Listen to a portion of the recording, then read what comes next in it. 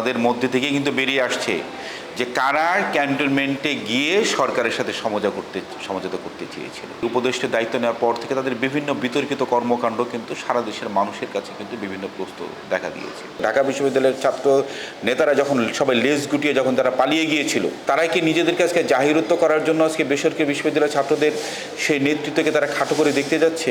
জাতিটাকে নতুন করে আপনারা দ্বিধাবিভক্ত করবেন না। বৈষম্য বিরোধী ছাত্র আন্দোলনের নেতারা যারা পরবর্তীতে যারা উপদেষ্টা হয়েছেন, তাদের কর্মকাণ্ড আসলে ওনারা দায়িত্ব নেওয়ার পর থেকে, উপদেষ্টার দায়িত্ব নেওয়ার পর থেকে তাদের বিভিন্ন বিতর্কিত কর্মকাণ্ড কিন্তু সারা দেশের মানুষের কাছে কিন্তু বিভিন্ন প্রশ্ন দেখা দিয়েছে।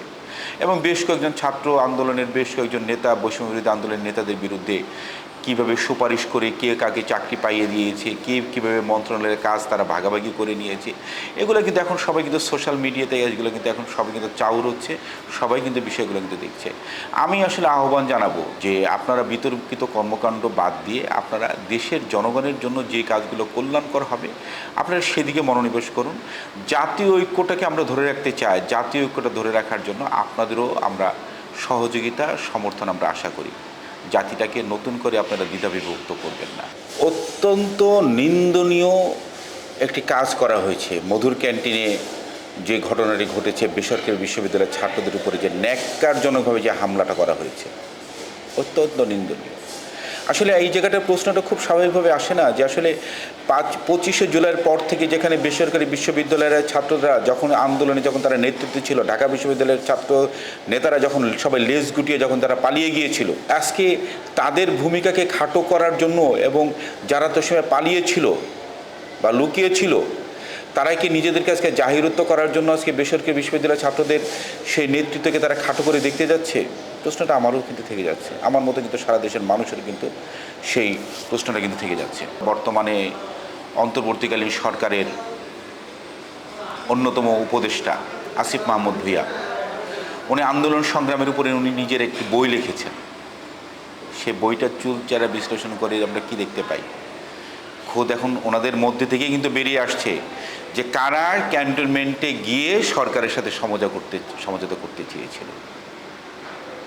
যারা ওই সময় ক্যান্টনমেন্টে গিয়ে যারা সমঝোতা করার জন্য যারা যেতে চাচ্ছিল, তারাই কিন্তু আজকে জাতীয় নাগরিক কমিটি পার্টি বা এনসিপির শীর্ষ পদে কিন্তু দুইজন কিন্তু দুই বঙ্গের, উত্তরবঙ্গের এবং দক্ষিণবঙ্গের কিন্তু গুরুত্বপূর্ণ দায়িত্ব পালন করছে।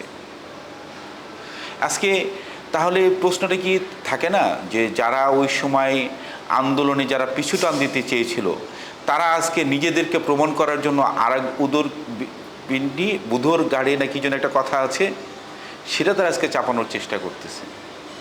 আজকে খোদ তাদেরই বৈষম্য বিরোধী ছাত্র আন্দোলনের অন্যতম শীর্ষ নেতা, তার বই থেকে বিষয়গুলো কিন্তু আমরা কিন্তু চলে আসছে। এটা কিন্তু আমাদের কথা না, সাধারণ মানুষের কথা না, তাদের কথাই কিন্তু এখন চলে আসছে। এনসিপি একটি নতুন একটি রাজনৈতিক প্ল্যাটফর্ম, একটি নতুন একটি রাজনৈতিক দল, এবং যারা আগে বৈষম্য বিরোধী ছাত্র আন্দোলনের, বিশেষ করে কোটা বিরোধী আন্দোলনে যারা নেতৃত্ব দিয়েছিল, তারা পরবর্তীতে বৈষম্য বিরোধী ছাত্র আন্দোলনের নেতা হয়েছে এবং সেখান থেকে তারা এখন বের হয়ে এসে তারা জাতীয় নাগরিক কমিটি, জাতীয় নাগরিক পার্টি বা এনসিপি তারা গঠন করেছে।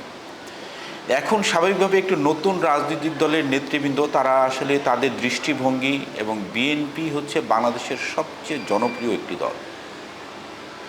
আর বিএনপির সাথে তারা যদি এখন নিজেদেরকে প্রতিদ্বন্দ্বী ভেবে তারা যদি এখন মাঠে যদি তারা নামে, আমরা তাদেরকে, তারা নবীন হলেও তাদেরকে আমরা স্বাগত জানাই। হ্যাঁ, রাজনৈতিক দলের মধ্যে একটি রাজনৈতিক দলের মধ্যে আরেকটি রাজনৈতিক দলের রাজনৈতিক প্রতিদ্বন্দ্বিতা থাকবে, গঠনমূলক সমালোচনা থাকবে, এটাই খুব স্বাভাবিক একটা বিষয়, একটা আদর্শিক একটা জায়গা থেকে বিরোধটা আসবে, এটাই খুব স্বাভাবিক বিষয়। আমরা তাদেরকে স্বাগত জানাই।